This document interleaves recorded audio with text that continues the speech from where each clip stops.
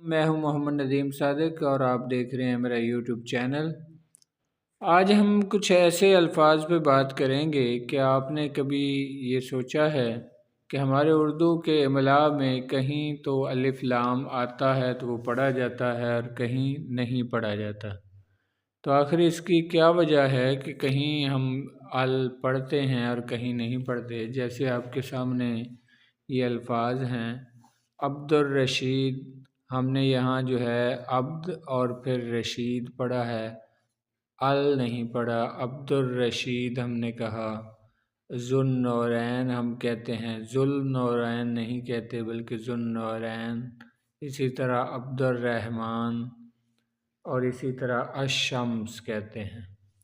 تو ہم یہ کیوں نہیں عبد الرشید کیوں نہیں کہتے، ذو النورین کیوں نہیں کہتے، عبد الرحمن نہیں کہتے، الشمس نہیں کہتے، بلکہ الشمس، الرحمن یا عبد الرحمن، ذو النورین، عبد الرشید؟ جبکہ وہی صورت دوسری طرف ہے تو اس کو ہم جو ہے لام پڑھتے ہیں، عبد الخالق، عبد المالک، فصیح البیان۔ تو اب یہاں ہم کیوں پڑھتے ہیں اور اوپر کیوں نہیں پڑھتے؟ اس کو ہم عبد الخالق کیوں نہیں کہتے ال کے بغیر؟ اس کو ہم عبد الخالق کہتے ہیں، بلکہ عبد الخالق کہیں گے تو عجیب ہو جائے گا، عبد المالک کہیں گے تو پھر یہ بھی بڑا عجیب لگے گا۔ تو یہ ہم پڑھیں گے عبد الخالق، عبد المالک، فصیح البیان، جبکہ اوپر والے جو آپ الفاظ دیکھ رہے ہیں وہاں ہم پڑھتے ہیں عبد الرشید، ذو النورین۔ تو اس کی وجہ کیا ہے؟ تو اس کی وجہ جانتے ہیں ہم۔ اصل میں عربی کے حروف تہجی کی تعداد ہے 28، اور اس میں سے 14 حروف شمسی ہیں اور 14 حروف قمری ہیں۔ ان پہ ایک نظر ہم ڈالتے ہیں کہ جو ہمارے قمری حروف ہیں وہ الف، بے، جیم، ہے، بلکہ ہا پڑھا جاتا ہے عربی میں۔ تو یہ کچھ 14 حروف جو بنتے ہیں یہ ہیں قمری، اور نیچے والے 14 حروف ہیں شمسی۔